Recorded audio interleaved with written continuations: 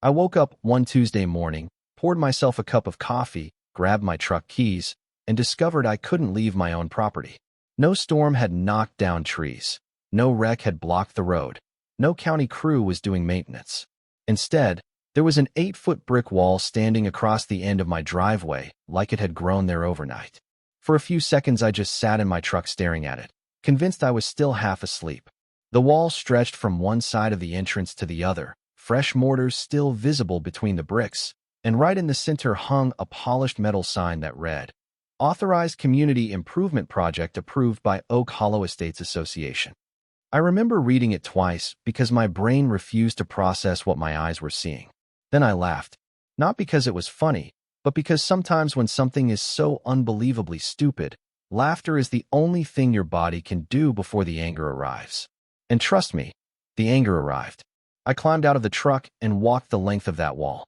Somebody had spent a small fortune building it.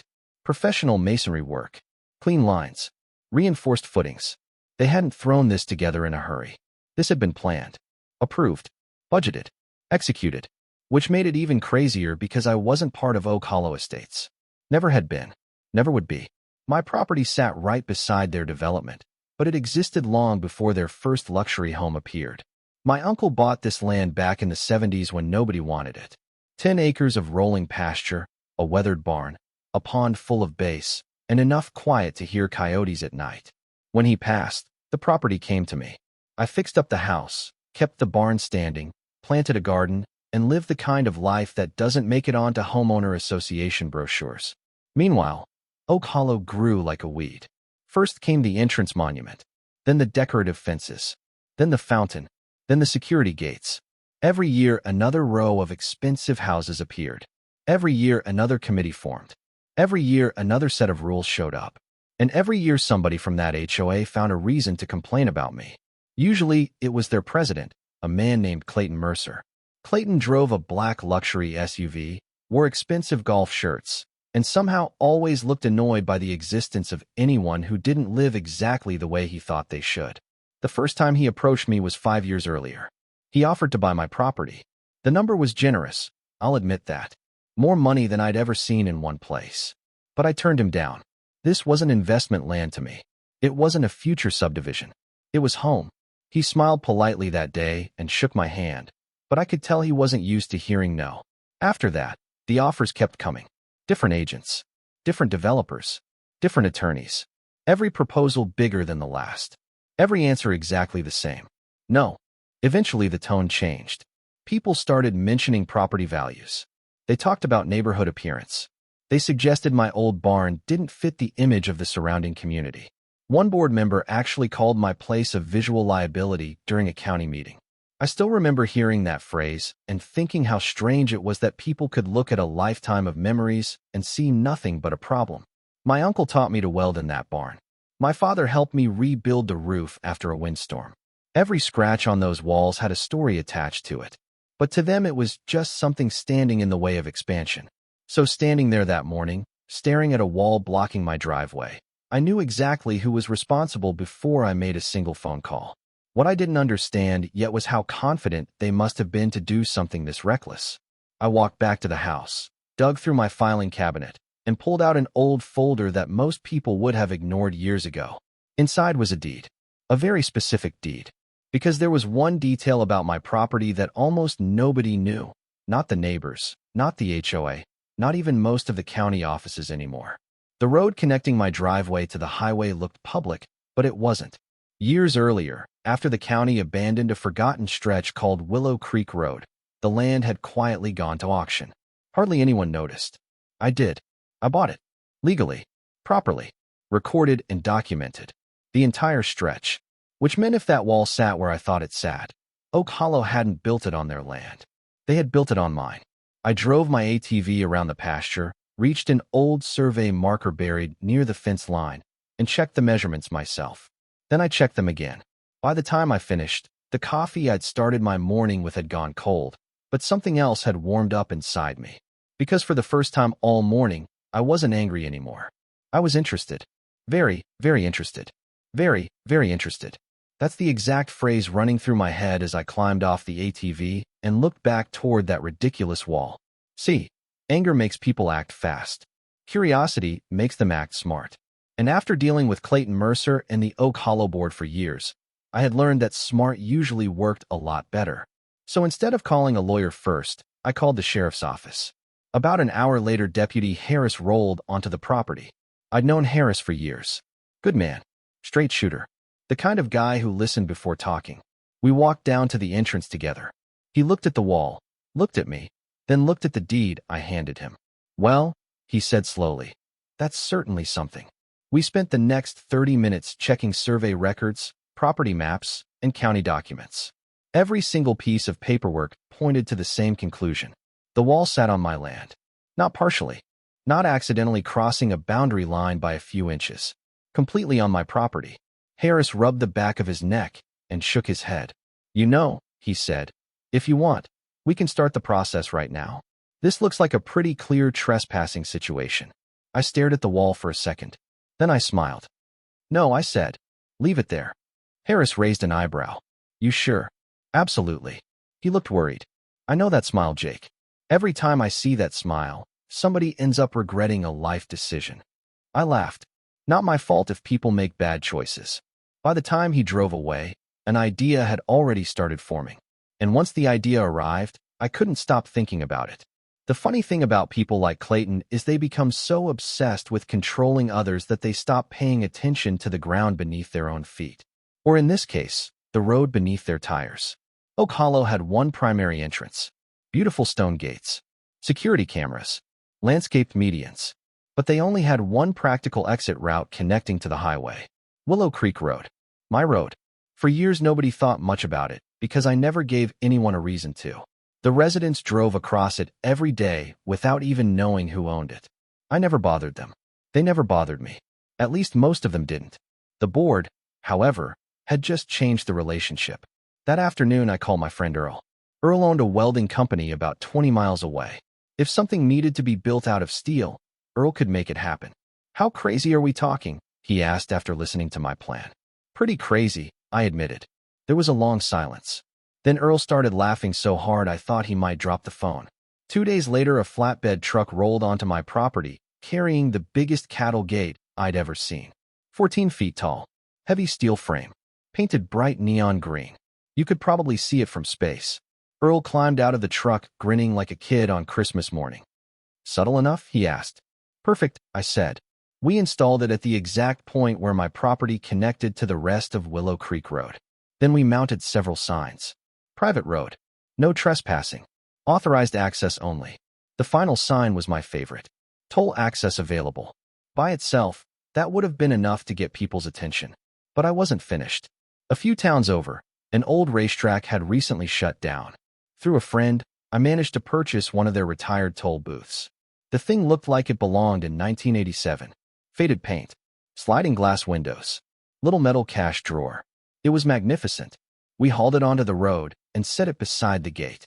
Then I hired a retired schoolteacher named Martha, who happened to possess two qualities I desperately needed. First, she loved part-time work. Second, she enjoyed irritating arrogant people almost as much as I did. We created a simple fee schedule. Residents, $250 monthly access pass.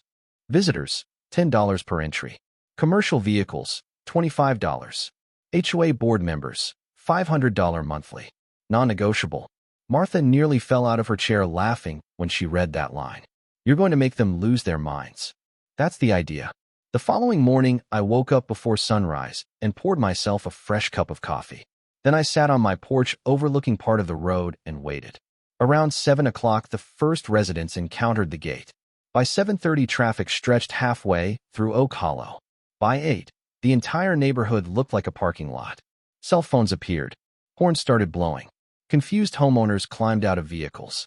Martha sat calmly inside the booth reading a mystery novel.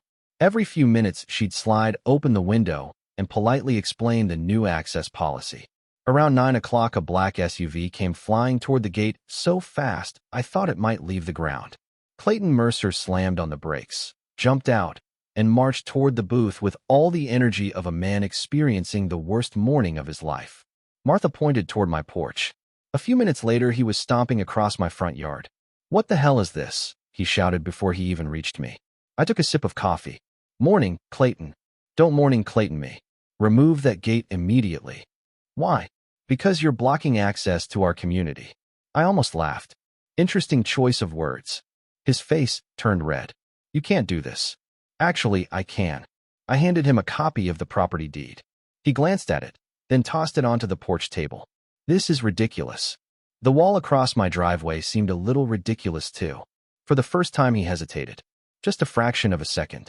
But I saw it. He knew exactly what I was talking about. That project was approved by the board. On property you don't own. That road serves our residents. It serves them because I've allowed it to.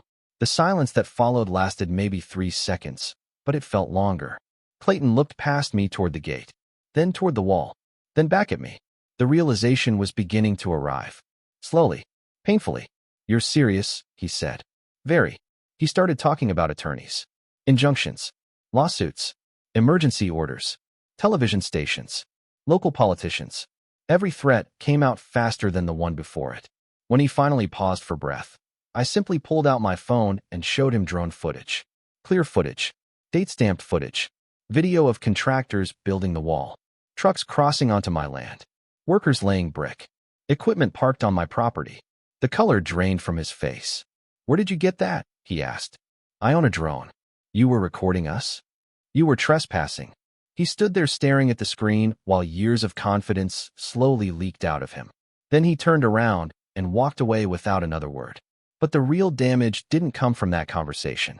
It came 3 days later when every homeowner inside Oak Hollow received an envelope in their mailbox.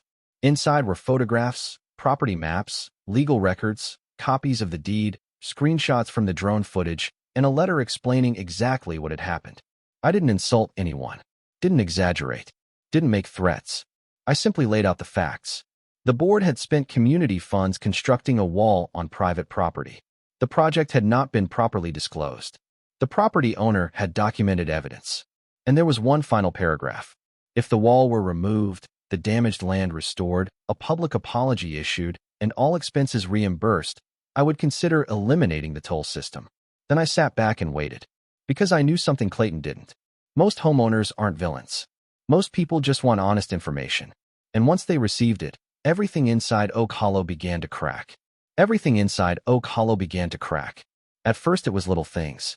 A few angry emails. Some uncomfortable questions at board meetings. Then homeowners started comparing notes. They discovered the wall project had never been properly presented. No community vote. No transparent discussion.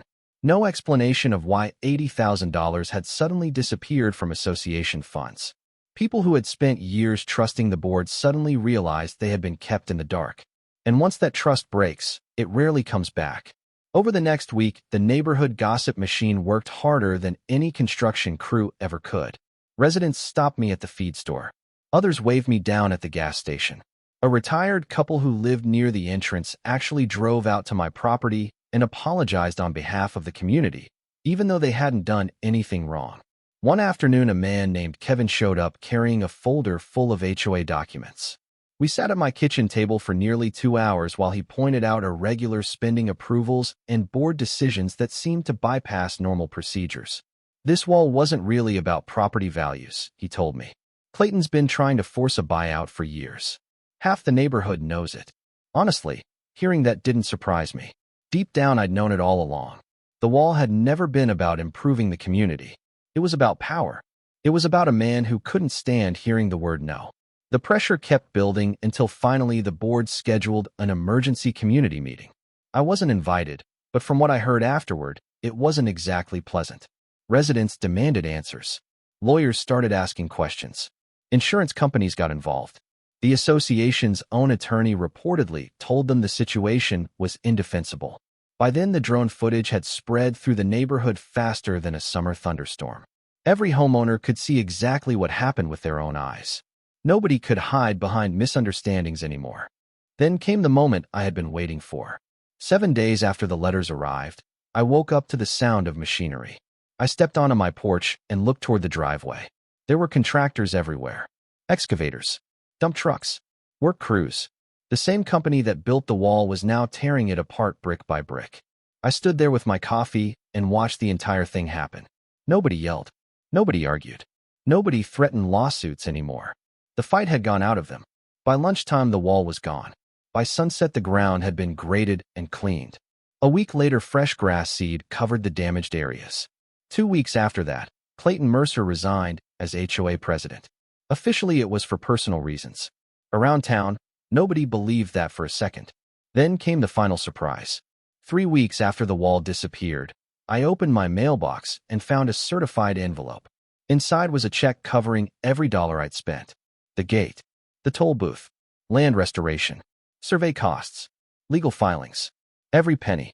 There was also a formal letter signed by the remaining board members acknowledging the mistake and apologizing for the unauthorized construction. I read it twice, then set it on the kitchen counter and laughed. Not because I was celebrating. Not because I felt victorious. Honestly, by that point I mostly felt relieved. I never wanted a war with my neighbors. I never wanted to spend weeks proving ownership of land I'd legally possessed for years. All I ever wanted was to be left alone on the property my family loved. But sometimes people become so focused on what they want that they stop respecting what belongs to someone else. That's when trouble starts. A few days later, Martha asked what I planned to do with the gate. Taking it down, she said. I looked out toward Willow Creek Road. The giant neon green gate stood there shining in the afternoon sun like the world's ugliest monument. Then I smiled. Nope. She laughed. Thought so.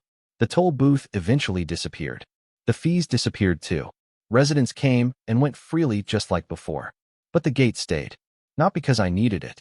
Not because I wanted revenge. It stayed because sometimes a reminder is worth more than an argument. Every person driving through that entrance could see it. Every board member who passed by remembered what happened. And every so often I'd catch someone slowing down to look at it and smile. Maybe they knew the story. Maybe they didn't. Either way, the message remained the same. Never assume the quiet guy at the edge of town is powerless. Never mistake kindness for weakness. And definitely don't build a wall on land you never bothered to check ownership records for. These days things are peaceful again. Oak Hollow is still there. The fountain still runs. The houses still sparkle. And my old barn still leans slightly to the left every winter, no matter how many times I try fixing it. Honestly, I kind of like it that way. It reminds me that not everything needs to be perfect to have value. Sometimes the rough edges are what make a place worth protecting in the first place. But every now and then, usually when I'm sitting on the porch watching the sunset, I think back to that morning when I opened my gate and found a giant brick wall blocking my way out. And I still wonder what would have happened if I'd simply gotten angry and reacted without thinking. Maybe I would have missed the opportunity to teach a lesson nobody in that neighborhood ever forgot. Or maybe Clayton would have eventually found another way to push until somebody pushed back. I don't know. What I do know is this. Property lines matter, respect matters, and power has a funny way of changing hands when people get careless. Now here's what I'd love to know from you. If you woke up one morning and found a wall blocking your only driveway, would you have handled it the way I did? Or would you have gone straight to court and demanded it be torn down immediately? And more importantly, do you think the HOA deserved what happened? Or do you think I took things a little too far? Let me know down in the comments, because stories like this always seem to split people right down the middle. If you enjoyed this one, make sure to like the video, subscribe to the channel, and share it with someone who appreciates a little old-fashioned justice served with patience instead of panic. And remember, before you try to control somebody else's future, you might want to check who owns the road beneath your wheels.